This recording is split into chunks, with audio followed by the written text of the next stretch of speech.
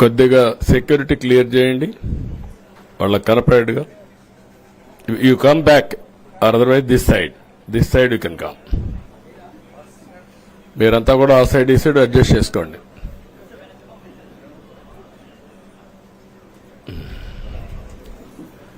ఏంటి బాగున్నారంతా? మీకు ఫ్రీడమ్ వచ్చింది, ముందు స్వాతంత్రం మీకు వచ్చింది, మాకు కాదు. మీ తర్వాత ప్రజలకి. Okay, good. మళ్ళీ ఢిల్లీకి వెళ్తున్నా ఈరోజు. వెళ్లే మునుపు మీ అందరితో మరీ మాట్లాడకుండా పోతే ప్రజలతో మాట్లాడలేం కదా. మీతో మాట్లాడితే ప్రజలతో మాట్లాడినట్టు. ఎలక్షన్ అవుతారు, నిన్నంత బిజీగా ఉన్నా కాబట్టి ఒక 2 నిమిషాలు మీకు చెప్పి తద్వారా ప్రజలకు చెప్పేద్దామన్న ఉద్దేశంతో ఈ కార్యక్రమానికి శ్రీకారం చుట్టాను. ముందు మీడియాకి, అదే మరి రాష్ట్ర ప్రజలందరికీ ధన్యవాదాలు. శిరస్సు వంచి నమస్కారాలు తెలియజేస్తున్నా. ఎందుకంటే నా సుదీర్ఘమైన రాజకీయ యాత్రలో ఈ 5 సంవత్సరాలు చూసిన ప్రభుత్వాన్ని నేను ఎప్పుడూ చూడలేదు. ఒక రంగం అని కాదు, ఒక వ్యవస్థని కాదు, ప్రజాస్వామ్య వ్యవస్థలన్నీ ఏ విధంగా ఇబ్బంది పడ్డాయో, ఏ విధంగా నిర్వీర్యం చేశారో మనం అన్ని చూశాం. అయితే మా ధ్యేయం ఒకటే, ప్రజలు గెలవాలి, రాష్ట్రం నిలబడాలి. దీనికోసం ఎన్ని త్యాగాలైనా సరే చేసి మళ్లీ భావి తరాల భవిష్యత్తు కోసం ముందుకు పోవాలని చెప్పి వెళ్ళాం. నేను చాలా ఎన్నికలు చూశాం. 10వ ఎన్నిక నిన్న. అంటే ఇన్ని ఎన్నికలు చూసినా, అంటే ఎన్నికలు చూడడమే కాకుండా ఈ ఎన్నికలన్నీ at the helm of affairs ఉండి ఎప్పటికప్పుడు సమీక్షలు గాని ఇవన్నీ నిర్వహించడం కూడా చేశాం. రాజకీయాల్లో ఒడికిదుడుకులు సాధారణంగా ఉంటాయి. ఎవరు శాశ్వతం కాదు. దేశం శాశ్వతం, ప్రజాస్వామ్యం శాశ్వతం, రాజకీయ పార్టీలు శాశ్వతం, అధికారం అశాశ్వతం. రాజకీయ పార్టీలు కూడా సక్రమంగా ఉంటే మళ్లీ ప్రజలు ఆదరిస్తారు. లేకపోతే రాజకీయ పార్టీలు కూడా చాలా పార్టీలు కనుమరుగైపోయినాయి. వ్యక్తులు కనుమరుగైపోయారు, రాజకీయ పార్టీలు కనుమరుగైపోతాయి. కానీ ఇంత హిస్టారికల్ ఎలక్షన్ నేను ఎప్పుడు చూడలా. నా జీవితంలో చాలా ఎలక్షన్స్ ఫేస్ చేస్తే కానీ వేవ్ కనపడేది, వ్యతిరేకత కనపడేది. కానీ ఈ ఎలక్షన్లో ఎక్కడో అమెరికాలో ఉండే వ్యక్తి ఒక 5 లక్షలు 10 లక్షలు ఖర్చు పెట్టుకొని నేను రావాలి, ఓటేయాలి, రాష్ట్రం నిలబడాలి, ప్రజలు గెలవాలి అనే ఆవేదనతో వచ్చారు. ఎక్కడో పక్క రాష్ట్రాల్లో ఎక్కడో కడుపు నిండడం కోసం కూలి పనులకైనటువంటి వ్యక్తులు, పాచి పనులు చేసుకునే వ్యక్తులు సొంత డబ్బులు పెట్టుకొని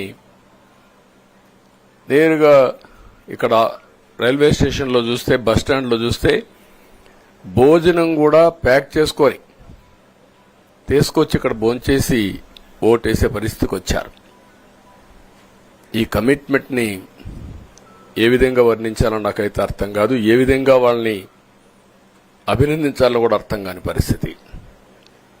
అనేక ఎన్నికల్లో అనేక అనుభూతులు చూశాం. కానీ మేము అన్ని ఎన్నికల కంటే ఇది ఒక తెలుగుదేశం పార్టీ చరిత్రలో, ఆంధ్రప్రదేశ్ రాష్ట్ర ప్రజల చరిత్రలో సువర్ణాక్షరాలతో లిఖించదగ్గ ఎన్నిక. ఇది ఒక హిస్టారికల్ ఎన్నిక.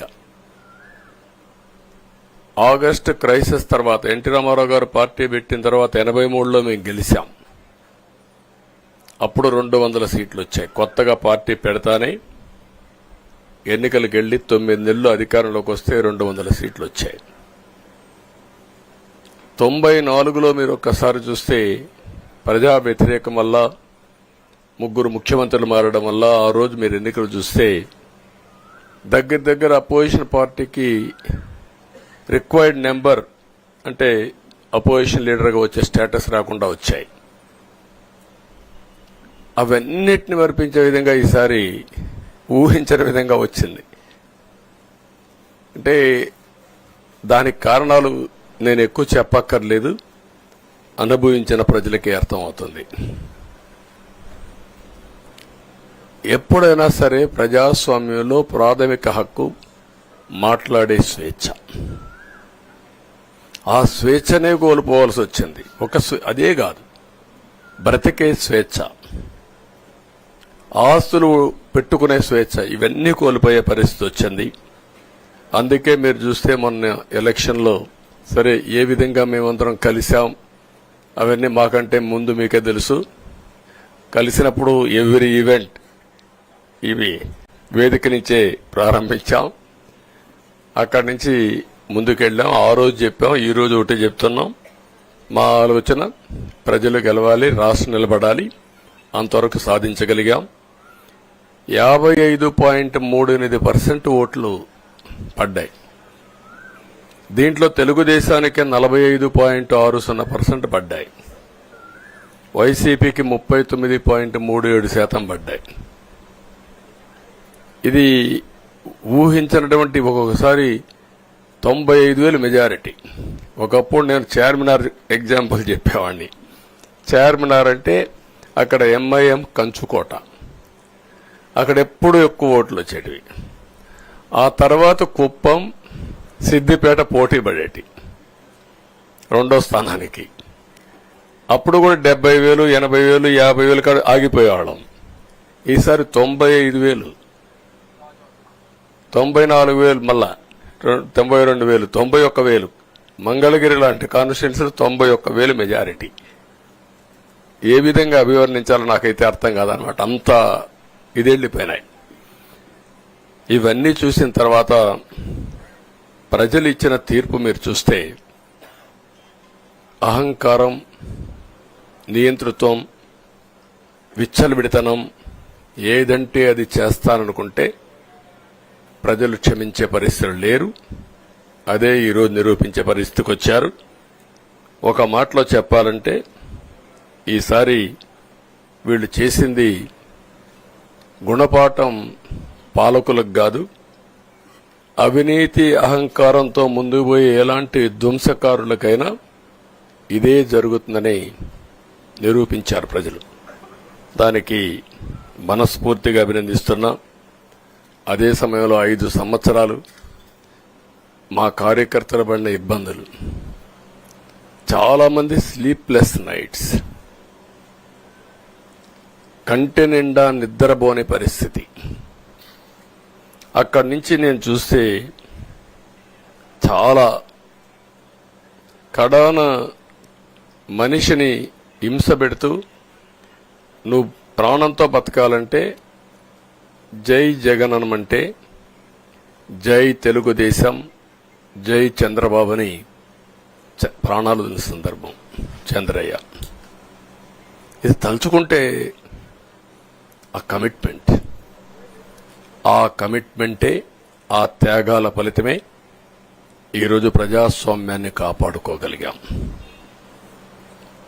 ఒక మా కార్యకర్తలకే కాదు, మీడియా 5 ఏళ్లు మీరు పడిన ఇబ్బందులు, మీరు కోర్టుల చుట్టూరు తిరిగిన ఇది, మిమ్మల్ని సిబిసిఐడి ఆఫీసులో పెట్టి వేధించిన విధానం, అవి తలుచుకుంటే ప్రజాస్వామ్యమే సిగ్గుతో తలంచుకోవాలి. అలాంటి సంఘటనలు జరిగాయి. మేనేజ్మెంట్ని ఒకరినని కాదు, ఎవరినైనా పట్టుకురావచ్చు, ఏదైనా చేయొచ్చు అనే ధీమా వచ్చేసి ఇష్టానుసారంగా ప్రవర్తించే పరిస్థితికి వచ్చారు. అదే సమయంలో ప్రజల మీద, మా పార్టీ మీద సరే, ఈవెన్ జనసేన, పవన్ కళ్యాణ్, ఆయనకు కూడా స్వేచ్ఛ లేదు. ఎక్కడైనా సరే విశాఖపట్నానికి వెళితే ఉన్న పళంగా విశాఖపట్నం నుంచి వెకేట్ చేయాలని తిరిగి, అంటే నగర బహిష్కరణ, ఒక నాయకుడిని నగర బహిష్కరణ చేస్తే కారణం చెప్పకుండా ఇంకా వేరే వాళ్ళ కథ ఏముంటుందో మనం ఆలోచించుకోవాల్సిన అవసరం ఉంది. కేసులు పెడితే ఎందుకు పెట్టావు కేసు అని అడిగితే దానికి సమాధానం చెప్పకుండా ముందు నిన్ను అరెస్ట్ చేస్తున్నాం, తర్వాత కేసు డీటెయిల్స్ ఇస్తా ఉంటారు. ఇలాంటి చాలా జరిగాయి. ఇవన్నిటికీ పరిష్కారం కోసం ఈరోజు మనం చూసిన తర్వాత ఇది మాకేదో అధికారం అని మేము అనుకోవడం లేదు, ఒక బాధ్యత. మేము పాలకులమే కాదు సేవకులం అని చెప్పే నినాదానికి శ్రీకారం చుట్టారు. ఇవన్నీ గుర్తుపెట్టుకొని పనిచేస్తాం. నేను చాలా స్పష్టంగా సూపర్ 6 ఇచ్చాం. అదే మాదిరిగా ప్రజాగళం ఎన్నికల మేనిఫెస్టో ఇచ్చాం. ఇవన్నీ కూడా ప్రజల్లోకి బాగా వెళ్ళాయి. ఒక హోప్ క్రియేట్ అయింది. ఇవన్నిటి ఫలితాలే నిన్నొచ్చాయి. అదే మాదిరిగా మేము ఇక్కడ మీరు చూస్తే ఒక పక్క తెలుగుదేశం పార్టీ మొట్టమొదటిసారిగా పవన్ కళ్యాణ్ గారు ప్రభుత్వ వ్యతిరేక ఓటు చేరడానికి వీలు లేదు, ఈ రాష్ట్రంలో మళ్ళా ప్రజాస్వామ్యాన్ని గాని ఈ రాష్ట్రాన్ని కాపాడుకోవాల్సిన బాధ్యత ఉందని చెప్పి ముందుకొచ్చి ఈ యొక్క కూటమికి బీజం వేశారు. వారిని మనస్ఫూర్తిగా అభినందిస్తున్నాం. ఆ తర్వాత బీజేపీ కూడా ఈ కూటమిలో భాగస్వాములయ్యి ముగ్గురం కూడా మీరు ఒక్కసారి ఆలోచిస్తే ఒకరు ఎక్కువ ఒకరు తక్కువ కాకుండా ముగ్గురం కలిసి పనిచేశాం. బేషిజాలు ఎక్కడా లేకుండా మేము ఏదైతే చెప్పామో ప్రజలు గెలవాలి, రాష్ట్రం నిలబడాలి, దీనికోసం పై స్థాయి నుంచి ఢిల్లీ నుంచి వచ్చినటువంటి బీజేపీ నాయకులు గాని, ప్రధానమంత్రి అమిత్ షా గారు గాని, ఇక్కడుండే పవన్ కళ్యాణ్ గాని, తెలుగుదేశం పార్టీ కేంద్ర నాయకత్వం నుంచి కింది వరకు అందరం కూడా ఒక ట్రూ స్పిరిట్ తో పనిచేశాం. 175 అసెంబ్లీలు, 25 అసెంబ్లీలు అన్ని పార్టీలకు సంబంధించిన సీట్లుగా ఎన్డీఏలో భాగస్వాములుగా ఒక బాధ్యతతో ముందుకు పోయాం. అందుకే ఈ అనూహ్యమైనటువంటి విజయాన్ని సాధించగలిగాం. ఇక్కడి నుంచి బాధ్యత ఉంటుంది. ఆ బాధ్యతని ఏ విధంగా చేయాలనో అవన్నిటి కూడా ప్రణాళికలు తయారు చేసుకుంటాం. అంటే ఈ 5 సంవత్సరాలు జరిగిన విధ్వంసం మీరు ఒకసారి చూసిన తర్వాత ఇది ఒక 30 సంవత్సరాలకు ఎంత డ్యామేజ్ చేయాలనో అంత డ్యామేజ్ జరిగింది. వ్యవస్థలు విధ్వంసమయ్యాయి. మొత్తం ఎకానమీ కుప్పగూలిపోయింది. అప్పులైతే ఎంత చేశారో ఇంకా లోతు పోతే తప్ప మనకు తెలియదు. ఎక్కడెక్కడ చేశారో ఏమేం చేశారో తెలియదు. ఇంకొక పక్క ఎక్కడికక్కడ సహజ సంపద, ఒక శాండ్ కావచ్చు, మినరల్ వెల్త్ కావచ్చు, లేకపోతే ఏదంటే అది ఇంకా మాకు అడ్డే లేదు, ఏమైనా చేయగలుగుతాం, ఎవరైనా అడ్డొస్తే తొలగించుకుంటా పోతామనే ధీమాతో ముందుకు పోయారు.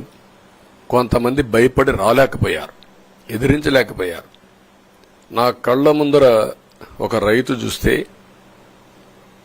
ఆ పొలం పక్క నుండి ఇసుక తీసేస్తే అక్కడ భూగర్భ జలాలు ఉండవు, వ్యవసాయానికి నీళ్లు కూడా కొరత వస్తుంది, పక్క నుండే పొలాల్లో కూడా నీళ్లు ఉండవు. కానీ మాట్లాడే సాహసం చేయలేకపోయాడు. ఆయన కళ్ల ముందర ఆయన పొలంలో మట్టి తీసుకుపోతా ఉంటే ఎదిరించలేని నిస్సహాయ స్థితికి వచ్చాడు. మా వాళ్లు పోతే హౌస్ అరెస్టులు చేశారు. ఇవన్నీ చెప్పుకుంటూ పోతే ఒకటి కాదు, చాలా జరిగాయి. అవన్నీ కూడా ఏ విధంగా చేయాలనో చేస్తూనే మళ్లీ వ్యవస్థలన్నీ కూడా పునరుద్ధరించాల్సిన బాధ్యత ఉంది. అదే మరిగా మాకు ఒక 4-5 రోజులు ఇవన్నీ చూసిన తర్వాత డెప్త్కి పోయిన తర్వాత మీరు పేపర్లో రాసినట్టు గాని మేము మాట్లాడినట్టు గాని ఒక లెవెల్లో ఆగిపోయినాయని నా ఉద్దేశం. ఎందుకంటే నేను రాజకీయాలు 40 ఏళ్లు చూశాను. ప్రభుత్వాలను మేము అధికారం ఉన్నప్పుడు చూశాను, బాగు చేసి మళ్ళా అపోజిషన్కి వస్తానే వీళ్ళు నాశనం చేస్తే మళ్లీ నేను అధికారంలోకి వస్తానే దాన్ని బాగు చేయాలంటే ఎన్ని కష్టాలు ఉన్నాయో నేను చూశాను. ఒకప్పుడు పవర్ సెక్టర్ మీరు చూస్తే కరెంట్ ఎప్పుడు వస్తుందో ఎప్పుడు పోతుందో తెలియని పరిస్థితి నుంచి హైదరాబాద్లో విద్యుత్ సౌధ దగ్గర రాఘవరెడ్డి ఉండేవాడు, కమ్యూనిస్ట్ లీడర్. నల్గొండ నుంచి రైతులను తీసుకొచ్చి సమ్మర్ వస్తే అసెంబ్లీ ఏప్రిల్లో ఉంటే గొడవలు సగం టైం మేము కరెంటు కొరతపైనే చర్చించేవాళ్ళం. That were the days. అలాంటిది నేను 1999 నుంచి పవర్ సెక్టర్ రిఫార్మ్స్ తీసుకొచ్చి 2004కి సర్ప్లస్ బాధ్యతతో క్వాలిటీ పవర్ ఇవ్వడం మొదలుపెట్టాం. 2014కు మళ్లీ 22 మిలియన్ యూనిట్లు ఆంధ్రప్రదేశ్లో కొరత కరెంటు. వ్యవస్థలన్నీ నిర్వీర్యం అయిపోయినాయి. తర్వాత మళ్లీ సెట్ చేసి 2 నెలలు 3 నెలలు కరెంటు కొరత లేకుండా చేసి వ్యవస్థలన్నీ పటిష్టంగా చేసి సోలార్ విండ్ తీసుకొచ్చి కాస్ట్ తగ్గిస్తే ఇప్పుడు మీరు చూశారు ఎంత పవర్ ఛార్జెస్ పెంచారు. 9 సార్లు పెంచారు. ఎందుకు పెంచారో నోబడీ నోస్. దానికి రీజనే లేదు. ఇప్పుడు ఎక్కడుందో దాన్ని ఎత్తుక్కుంటే ఎంత లోతు పోయిందో కూడా తెలియదు. దాన్ని ఏ విధంగా రిపేర్ చేయాలి, ఎంత డబ్బులు తెచ్చారు, ఏ పేరుతో తెచ్చారు, అవన్నీ ఒక వ్యవస్థను కాదు, సంబంధం లేని వ్యవస్థతో డబ్బులు తీసుకొచ్చి సంబంధం లేని డిపార్ట్మెంట్కి ఇచ్చారు. ఇలాంటి చాలా ఉన్నాయి. అవన్నీ ఇన్ కోర్స్ ఆఫ్ టైం మీకు కూడా చెప్తాం. అల్టిమేట్ గా ఇదేదో మేము అధికారం అంటే జుబిలియంట్ గా బ్రహ్మాండంగా ఉందనుకోవడానికి కాదు. ఒక బాధ్యతతో మా మీద ఎంత నమ్మకం పెట్టుకున్నారో ఈ ప్రజల్ని మళ్లీ ఒక దారి చూపించే మార్గం మేము చూపిస్తాం. ఇంకొక పక్కన మీరు ఒకసారి ఆలోచిస్తే ఇదే అసెంబ్లీలో నాకు, మా కుటుంబానికి, మా మిస్సెస్కి జరిగినటువంటి అవమానానికి నా జీవితంలో ఎప్పుడూ బాధపడలా. నా మీద బాంబులతో దాడి చేసినప్పుడు కూడా వీరోచితంగా ఎదుర్కొన్నా. 2003 సెప్టెంబర్, అక్టోబర్ నాకు ఇప్పటి కూడా జ్ఞాపకం. ఆ రోజు నా మీద బాంబులు చేసినప్పుడు చాలా ఒక పానిక్ రియాక్షన్లో కూడా నేను భయపడలేదు. అలాంటి వ్యక్తిని మీరు చూస్తే అది ఆ సంఘటన చూసిన తర్వాత ఇలాంటి కౌరవ సభలో ఉండడం కరెక్ట్ కాదని అసెంబ్లీలో చెప్పి దానికి కూడా మైక్ ఇవ్వకపోతే చెప్పేసి బయట వచ్చి ప్రెస్ కాన్ఫరెన్స్ చెప్పి అనౌన్స్ చేశాను. మళ్లీ క్షేత్రస్థాయిలో గెలిచి అసెంబ్లీని గౌరవ సభ చేసి అసెంబ్లీకి ఎంటర్ అవుతానని చెప్పాను. నేను ఏదైతే ఆ రోజు ఒక ప్రతిజ్ఞ చేశానో దాన్ని నిజం చేయడానికి ప్రజలు సహకరించారు. మామూలుగా సహకారం కాదది. నేను ఇన్ని సంవత్సరాలు చాలాసార్లు చాలా ఎలక్షన్లు గెలిచాం, కొన్ని ఎలక్షన్లో ఓడిపోయాం. ఎలక్షన్లో ఓడిపోయినప్పుడు నేను ఎప్పుడూ కుంగిపోలేదు. ఎలక్షన్లో గెలిచిన తర్వాత గంతులేయలేదు. నిబ్బరంగా ఓడిపోయినప్పుడు ఒక బాధ్యత ప్రతిపక్షంలో ఉండి పనిచేయాలి, గెలిపించినప్పుడు ఒక బాధ్యత ప్రజలకు మెరుగైన సేవలు అందించి వాళ్ళని ముందుకు తీసుకుపోవాలని ప్రయత్నం చేశాం. ఎప్పుడూ ప్రజాప్రచారనే ఉన్నాం. అలాంటిది జరిగిన తర్వాత ఈరోజు మళ్లీ ఇదే అసెంబ్లీకి నేను ఏదైతే చెప్పానో అది చేసి వెళ్ళడం అనేది ఒక తృప్తి, ఒక గౌరవం. ఆ గౌరవాన్ని నిలబెట్టిన ప్రజలను కూడా మనస్ఫూర్తిగా అభినందిస్తూ మీ రుణం తీర్చుకుంటాం. ఏ విధంగా పనిచేయాలో పనిచేస్తాం.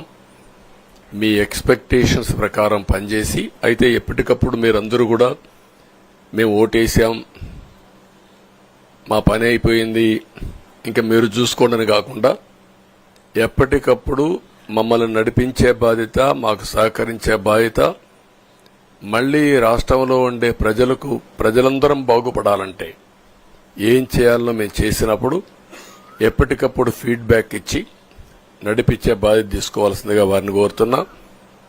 పవన్ కళ్యాణ్ గారిని మనస్ఫూర్తిగా అభినందిస్తున్నా. అదే మరి బీజేపీ అగ్రనాయకత్వాన్ని నరేంద్ర మోడీ గారిని, అమిత్ షా గారిని, ఇక్కడికి వచ్చిన అబ్జర్వర్స్ ని, ఇక్కడుండే పార్టీ అధ్యక్షురాలైనటువంటి పురంధేశ్వరి గారిని మనస్ఫూర్తిగా అభినందిస్తున్నా.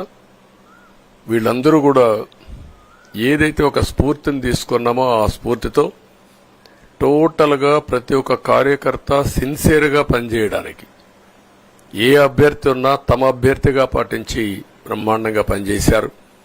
వాళ్ళందరినీ అభినందిస్తున్నా. ఈరోజు మా విజయం మూడు పార్టీల కార్యకర్తల సమిష్టి కృషి. వారందరినీ అభినందిస్తూ ఈరోజు ఢిల్లీకి పోయి వచ్చిన తర్వాత ఒకసారి మళ్లీ ఇవన్నీ ఎప్పటికప్పుడు సమీక్ష చేసుకుంటూ ముందుకు పోతా అని చెప్పి తెలియజేసుకుంటూ మరొక్కసారి మీ అందరికీ అభినందనలు, ధన్యవాదాలు. థ్యాంక్ యూ అనండి.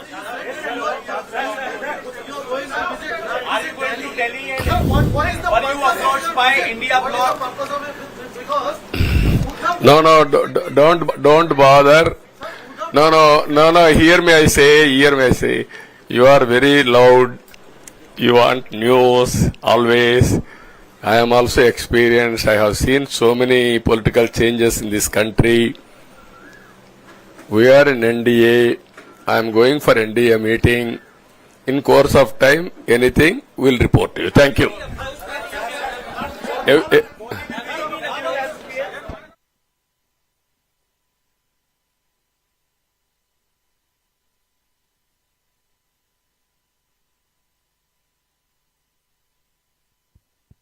ఇప్పుడు మిత్రుడు చెప్పినట్టు పాలకుడు అనేవారు ఏ విధంగా ఉండకూడదో, ఎలాంటి వ్యక్తులు రాజకీయాలకు అర్హత లేదో జగన్ హిస్టరీ ఒక కేస్ స్టడీ మీరందరూ గుర్తుపెట్టుకోవాలి. ఈ రాష్ట్రంలో మనం చూస్తే చాలా మంది పాలకులంటే ఎట్టుండాలో పనిచేశారు, పాలకుడంటే ఎట్ట ఉండకూడదో పనిచేసి దాన్ని ప్రపంచానికి ఒక కేస్ స్టడీ ఇచ్చే పరిస్థితికి వచ్చాడు. చాలా మంది ఓడిపోయారు, గాని ఓడిపోవడం వద్దు, ఇక నువ్వే వద్దని ఓటేయడం డిఫరెంట్. అదే జరిగింది ఈరోజు. దీన్ని ఇన్ కోర్స్ ఆఫ్ టైం చాలా విషయాలు మీకు చెప్పాలి, అవన్నీ వస్తాయి, మాట్లాడుకుందాం. నేను దాని గురించి కాదు, వ్యక్తుల గురించి కాదు, వ్యవస్థ గురించి.